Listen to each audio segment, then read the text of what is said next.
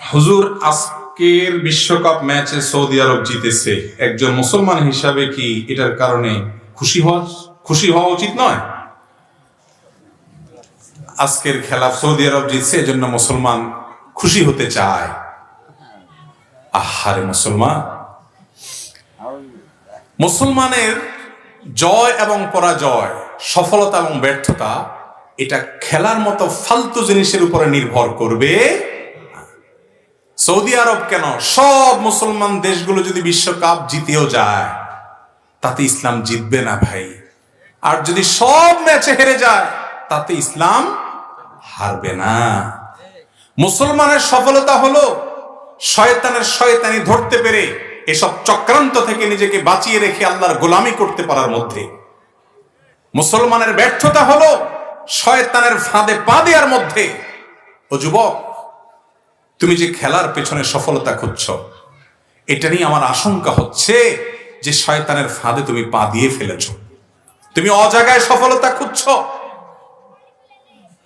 আল্লাহর অবাধ্যতা যেখানে হয়, হারামের রমরমা যেখানে, জুয়া যেটাকে ঘিরে গোটা দুনিয়ার মানুষের মধ্যে উন্মাদনা ছড়িয়ে যারা মুসলমানদের ইমানি চেতনাকে ধ্বংস করে দিচ্ছে, সেটিতে সৌদি আরব কেন, গোটা পৃথিবীর সমস্ত মুসলমান দেশ যদি অংশগ্রহণ করে, তাতে কিছু একটা ঘটায়ও ফেলা ইসলামের চুল পরিমাণ লাভ হবে না। বরং মুসলমানদের লাভ হবে তখন যদি তারা আল্লাহর গোলামি শিখে কোরআন এবং হাদিসের পথে আসে এবং গোটা পৃথিবীর সবকিছুর বিনিময়ে ত্যাগ করে যদি সে এই পথে থাকতে পারে। এটাই তার চ্যালেঞ্জের জায়গা। কারণ শয়তানের সাথে আমাদের যে লড়াই শুরু হয়েছে, এই লড়াইয়ে শয়তান আমাদেরকে আখিরাত ভোলাতে চায়। বিশ্বকাপ দিয়ে, নানা আয়োজন দিয়ে, নানা আসর দিয়ে আমরা এই উন্মাদনায় থাকবো, আমরা এই উৎফুল্লতায় থাকবো। কওমে আদ এরকম ছিল, কওমে সামুদ এরকম ছিল। আল্লাহর গজব তাদেরকে শেষ করে দিয়েছে। তারা আখিরাত ভুলে গেছে, তারা আল্লাহকে ভুলে গেছে, তারা সালাত ভুলে গেছে, তারা তাদের দায়িত্ব ভুলে গেছে, তারা দুনিয়ার চাকচিক্যের পেছনে তারা হাবুডুবু খেয়ে গেছে, এগুলোর পিছনে মাতলামি করেছে, উন্মাদনা করেছে। আজ আমরা অনেকটা সেদিকেই চলে যাচ্ছি। ও মুসলমান, তোমার আবেগ এত সস্তা? তোমার আবেগ কোথাকার কোন ভিনদেশি, মুসলিম অমুসলিম, এমনকি মুসলিম হলেও কোথাকার কি খেলাধুলার জন্য তোমার আবেগ ব্যয় করছো? তোমার আবেগ হবে তোমার আল্লাহর জন্য, তোমার রাসূলের জন্য, সাহাবীদের জন্য, খোলাফায়ে রাশেদার জন্য। তুমি কাদের সন্তান? তাদের জন্য। তোমার আবেগ হবে নামাজের জন্য। এক রাকাত নামাজ মিস হয়ে গেছে, তোমার চোখের পানি পড়বে। একদিন জামাত তোমার মিস হবে, তোমার কষ্ট হবে, তোমার মিস হয়েছে। তুমি তোমার কোন দল হেরে গেছে সেই জন্য ব্যথিত হও, কোন দল জিতছে সেজন্য খুশি হও। তোমার খুশি হওয়ার কথা যে আজ আমার ফজরের নামাজটা জামাতে পড়া তৌফিক হয়েছে, আমি আল্লাহর সামনে দাঁড়াতে পারবো। আল্লাহ তাআলা মুসলমানের ঈমানি চেতনা যেন আমরা ধ্বংস না করি, আল্লাহ তাআলা আমাদের সেই তৌফিক দান করুন। কিয়ামতের আগে অনেক ফিতনা আসবে ভাই, অনেক ফিতনা। হ্যামিলনের বাসিওয়ালার গল্প আপনারা শুনেছেন। কিয়ামতের আগে বহু হ্যামিলনের বাসিওয়ালার মতো ঘটনা ঘটবে।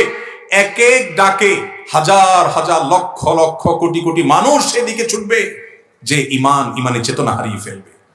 কিয়ামতের আগে এরকম হবে।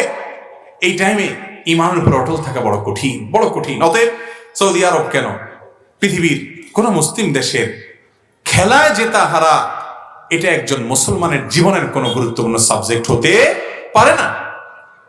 অতএব এটা দিয়ে সে আনন্দিত হলে, অনেক মুসলমান আছে যে এটা দিয়ে আনন্দ করে উনি সওয়াব আশা করে আল্লাহর কাছে।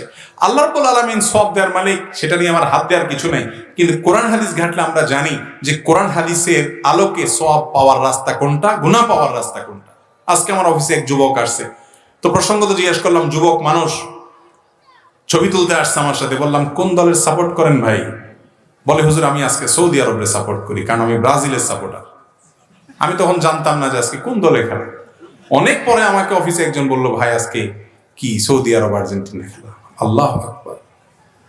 মুসলমান সৌদি আরবের সাপোর্ট করে আল্লাহরে খুশি করতে চায়।